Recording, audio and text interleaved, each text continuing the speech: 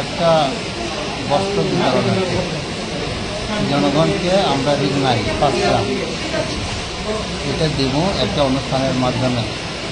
ওইভাবে আমরা একটা প্রোগ্রাম করেছিলাম, কিন্তু হঠাৎ করে প্রোগ্রামটা এইভাবে যে নির্মমভাবে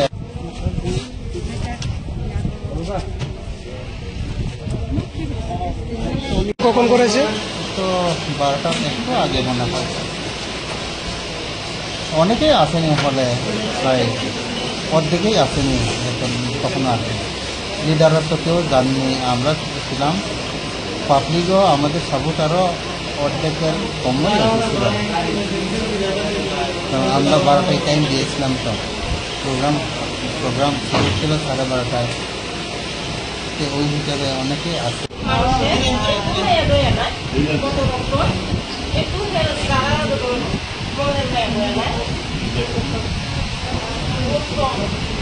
কি অবস্থায়